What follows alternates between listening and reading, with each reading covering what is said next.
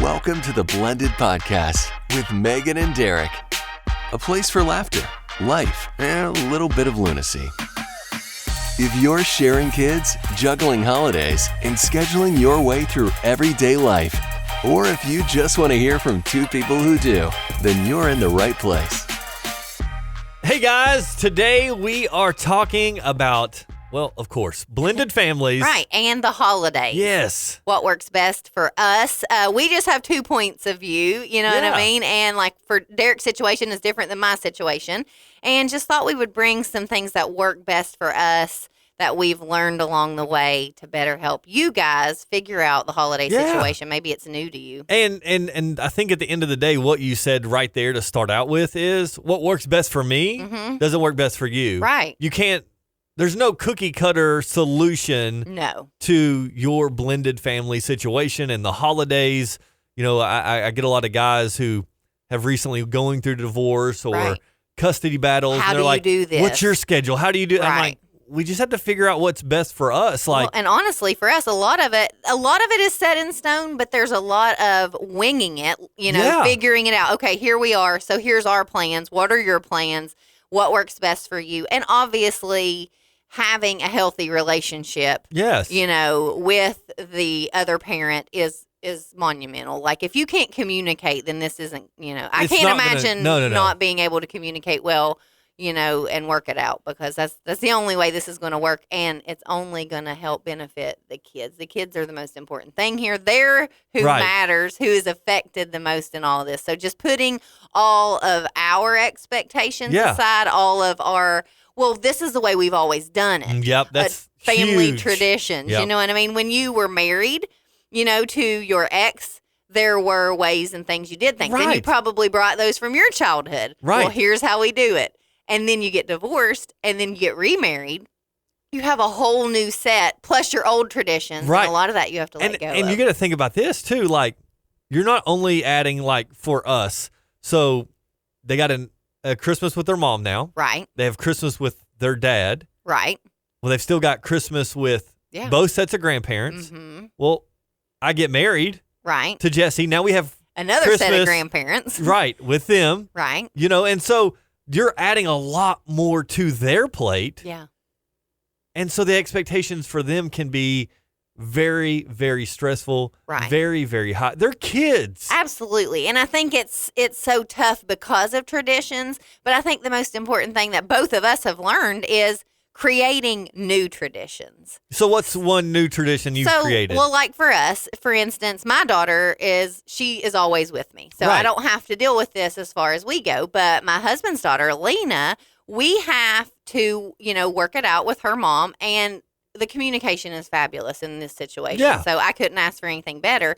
But there are certain things that, you know, they alternate every other Christmas Eve and Christmas Day. So the next year we have her Christmas Eve. She has her Christmas Day. You know what I mean? So that you have that wake up Christmas morning every other year. Okay. Well, there are certain things, if you think about it, that's kind of cut and dry. But what if there is something you want to do on Christmas Eve? Like every year on Christmas Eve, your family has this. Goes to a candlelighting service or whatever. Well, so then you have to communicate and say, I know it's your Christmas Eve, but can I have her for an hour for us to go to this service? We would really like her to be a part of it. Right. And then just kind of let go of some of your, no, it's my day. Right. This is my day. You can't, and no, you know, there's none of that, you know, going on. Well, there has to be give and take. So I'll take an hour here, but, you know, tomorrow when I can I pick keep him her up, an hour longer? You can keep him an hour longer or, you know, really working on that. For us, it's totally different. Again, each situation's different. We never had the boys' Christmas morning. Right. So the way we set it up, back when this all happened, my sister's birthday is always the day after Christmas. Right. So I kind of was like, you know what? I'd like to have them on that day. They enjoy being with her on her birthday. Right. We can make sure that happens. And so for me, it's like, okay, so now when's Christmas? Yeah, you just kind of move the day. So ours is very fluid, but always letting the boys know, hey, because, you know, I have them Sunday through Wednesday. Right. Like you guys. Yeah. So what happens if Christmas is on Friday? Right. I don't have them Christmas Eve. Right. And so I usually get them that morning for some time. So we try to do Christmas on Christmas Eve morning. But if not, then we just kind of march it back a couple days and say, okay, Tuesday morning, we're going to have our Christmas. Well, and something I've noticed so my daughter's 16 and Lena is 9. So like last year, for instance, we did not have Lena Christmas Eve. So she did not wake up at our house on Christmas morning. Well, of course, we were going to go ahead and let Tana. We don't get Lena till after 10. It's like, well, we'll let Tana do her Christmas. And then when Lena comes, we'll have Christmas with her. And I was proud of my daughter because she was like, no, I want to wait. Like, I'll wait and do it with Lena. You know what I mean? And so, that's a good daughter. Right. You know what I mean? Like, I feel like, would I have done that as a kid? Which I was an only child, so I was a spoiled brat. Yes. But, no, you know what I mean? Like, I don't know. Just finding the things that work for you. A new tradition that we have created is we do, since we have her on Sundays, on a Sunday night, usually the Sunday night before Christmas, we do a movie night. We do Christmas movie night. We have all of the Christmassy snacks, and we pick 2 movies. And we watch 2 Christmas movies, and we usually get matching pajamas and, hot cocoa. We make it like a whole event, and that's something new that we do. That's a tradition for our family. And hopefully that's one of those traditions we were talking about earlier that maybe gets carried over to their families. Right. And we do one very similar. We watch movies. We've got the matching PJs. And a lot of times before that, we'll drive around, look at Christmas lights. We try to make it a full day experience. Here's the thing. It's a day. It doesn't have to be. Right. Christmas Day doesn't have to be Christmas Day. I remember growing up, my dad's side of the family never did anything Christmas Eve or Christmas Day. They all had too many kids. Right. So we would get together maybe a weekend before, and then my mom's family started doing that. Any day just as special, but you have to work that out. You have to be flexible. Think of the kids because they are the ones that matter in all this, but I think it's so important to not burden them with the choice. I know for us, like Lena, she wants to know, she knows when she comes to our house, if it's a Wednesday or a Thursday, that she goes back to her mommy's. And she'll say to her mom, as her mom drops her off, I'll see you Thursday. I'll see you Wednesday. You know what I mean? And she knows that. She likes the routine. It's something she can look forward to, something she expects. But if you were to say, well, Lena, what day do you want to go to your, that's too much pressure for a kid because then she's going to be afraid she hurts her dad's feelings by wanting to go a day early, or she's going to hurt her mom's feelings by wanting to stay. And that's just too much responsibility. So obviously, maybe get some intake from them, but don't burden them with the choice. Like, okay, well, do you want to be with mommy on Christmas or me on Christmas? They're going to say neither and just want to crawl in the bed somewhere and hide. Yeah, kids want a predictable schedule, I think is something we've learned. I know it works best for us. If you just say, here's the schedule, they know, like, okay, this is what we're doing. This is what we do. We go to mommy's on this day. We go to daddy's on that day. And just kind of, be flexible, respect some of the traditions that can't be changed if there's elderly family members. And, this is when they've always done this. Yeah. And it's your day. Just be understanding. Like, okay, you know what? I know it's my day, but your family always does this. And I respect that. So here, you can have her on this day at those times. No big deal. Hey guys, hope you are enjoying today's podcast. It is brought to you by Leadership Endurance. And that is by Amazon best-selling author Brian Sanders. It's an incredible book teaching us that no matter what kind of leader we are, maybe it's the leader of a family or a business, you've got to have endurance. It's got great stories about Lincoln and some other famous leaders that will inspire you to endure. Get your copy today at Amazon.com. That's right. It's Leadership Endurance by Brian Sanders. So the boys' mom always usually gets them Thanksgiving morning because it's a Thursday. It's her day. She gets them Thanksgiving morning. Mm-hmm. They eat Thanksgiving early. And then I would go and get them around 3:30 or so. Right. Then we would do Thanksgiving and then take them back that night. And that's kind of how we do it. Yep. It works for us. Well, this year, her family wasn't sure about what they were going to do with Thanksgiving. Work schedules, COVID. Yeah, a lot. They didn't really have a plan. Jesse's family, who's typically where we eat for Thanksgiving, was like, hey, we need to eat at 2 this year. Yeah. Okay, wait a minute. That interrupts our plan. Yeah, that doesn't fit. If we've got to come eat, right, and then I'll go get the boys and bring them back here. Right. They can eat when. And so we just reached out and said, hey, what's your plan? Yeah. They moved theirs up to 2. No, that's typically when you eat. Is that the same this year? Yeah. No, we don't really. I think we might eat in the evening. So why don't you just keep them Wednesday? Early. Yeah. Keep them Wednesday night. Have them Thanksgiving morning. Do that. And it was flexible. Right. The kids had an amazing Thanksgiving, which at the end of the day is all that matters. And what they'll remember. They don't remember that, No. Well, we had Christmas at my dad's on a random Thursday. They remember Christmas with Dad was awesome this year because of this, and this. They made it special because of this. They don't. Right. Or they made it chaotic. So if you're making it chaotic, that's what they're going to remember. If it's, well, Mom and Dad were arguing about what time we went, they're going to remember that. That's the Christmas Mom and Dad argued. Right. I mean. Those are the things I'll share the story. Right. I share it all the time. But, my parents were together my mom's entire life. Right, mine too. But there was a Christmas. My mom was pregnant. I can tell you, my mom was pregnant with my sister. So you got to imagine the emotions, the hormones, everything's raging. Right. My dad was trying to put up the Christmas tree. It broke on him. Oh no! He threw it out in the yard. You remember that? That's all I remember about that Christmas. Yeah. That and my sister being born. She was born the day after Christmas. Oh my goodness! So. Right. Think about that. What do you want them to remember? Right. Do you want them to remember the chaos and the arguing, or do you want them to remember the new traditions on whatever day it ended up being? Because that's what they'll remember. I mean, my parents could have bought me the Xbox 9000 that year. Right. Doesn't matter. And I would not have remembered it. Nope. But. So whatever day it is, whatever holiday it is. And let's talk about that. We're talking Thanksgiving and Christmas. Right. But at the end of the day. Yeah, it's all holidays. There are certain July, ones we typically do. Mother's Day. I was going to say, Day. Aside from Mother's Day and Father's Day, like if it's Father's Day's on a Sunday, so obviously we have her on Sundays. But on Mother's Day, it's on a Sunday. So we just say, "Do you want to keep her for the day?" Right. It's Mother's Day, then you can. Same. And so usually she'll take her with her to church, and they'll go eat, and then she'll still just bring her on over. Evening, you know what I mean? But most other holidays for us, we typically just do. As it lands. Whoever's unless they have something planned. You know what I mean? If it was Memorial Day and she's like, hey, my family's in from out of town. We're having a Memorial Day. Can I have her? Yeah. And then you work it out. Right. But, okay, so here's another one about that. So Mother's Day. Mm-hmm. Jessie. Right. Is their bonus mom. Right. But how do you, it's Mother's Day. She gets the most of that day. Then is it fair to just say, okay, well, you get the last 2 or 3 hours of the day? So in my mind, I thought, no, every Monday after Mother's Day. So the Monday after Mother's Day, we call it Bonus Mom Monday.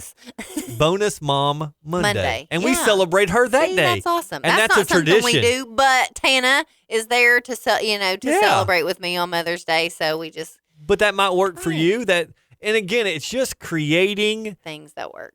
Those things that just work for you, and we really can't stress that enough. And it's every holiday, even birthdays. Birthdays are another one. Yeah, we try to, again, if it's a day, like if the birthday lands on our day, if it's a Tuesday and we have her, then she's with us. Now, if Missy has something planned for her on that day, by all means, then we'll work it out. It's so funny because Lena just brought this up this year. Last year on her birthday's in February, Missy took her, and that's her mom, to the American Girl store. Yeah. I think in Columbus or Cincinnati or wherever it is. For the day, they had the appointment, the doll got its hair fixed and all of this stuff. Well, she wants to do that again. And which I don't know with COVID if that's a thing, but I guess we'll find out in February. So she had told her mom, this is our birthday tradition, me and you.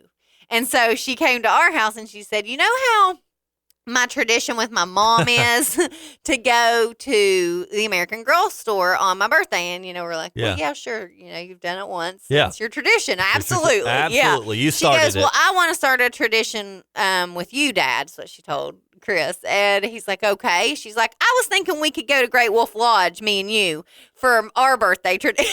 For our birthday. Smart girl. She's got high hopes. She's a smart girl. I said, I don't know that it's open, but I don't think it is right now. I'm like, I don't know. Like, maybe tell her rain check, and that can be your tradition. And that's one of ours because birthdays are hard. And let's be honest, birthday parties. Do you do the shared one? Do you do separate? Like, those get expensive. So we just decided, our family, we create experiences for birthdays. So we go to COSI, the zoo. We go somewhere like that. The aquarium last year. and the Ark right before COVID all hit. So again, at the end of the day, what you're saying, our kids are saying, right? She wants traditions. Yeah, she wants it with both of you. With both. And she doesn't want to choose. No. And it's about them at the end of the day. What experiences can you create to make the holidays special? Because as they get older, they realize, my friend Johnny doesn't have to split families. He doesn't have to go to 5 Christmases.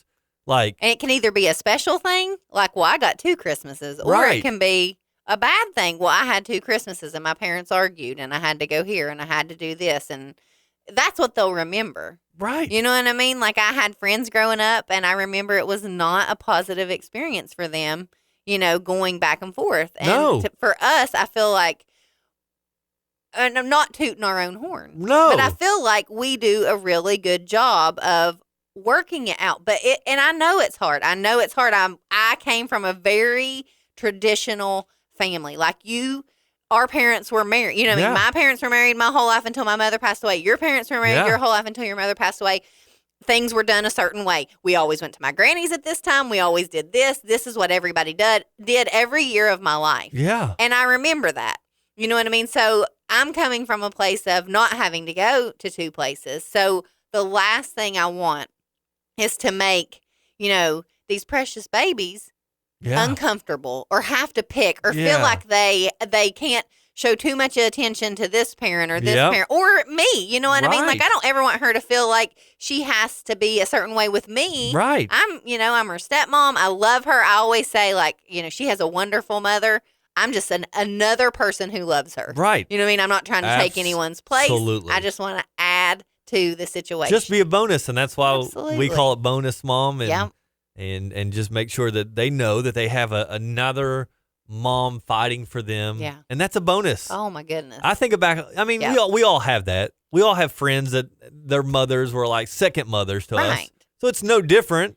So let's celebrate them. Let's do what we need to do. And, at the end of the day, it is about the kids. Mm-hmm. It is about their tradition. And for me, the biggest thing is what works for you won't work for me, and what works for me probably won't work for you. And maybe your blended family is like my blended family that within itself is blended, because then Tana, we have that doesn't go anywhere. Right. So I have to deal with her emotions of not having somewhere to go. I mean, Absolutely. If that makes sense, you know what I mean? She doesn't have somewhere to go other than with us. So it's like, managing those expectations, making sure she feels loved and she feels that, affirmed all of wanted. those things. So there's so many different situations. Yes. We're just speaking into the ones that are a part of our lives, and we're walking through it with you. We're not claiming to have it all figured out. We're just sharing some things that work for us, hoping maybe if you are searching for things that can help you walk through it, can make things a little bit easier. But we can't stress enough that communication, flexibility,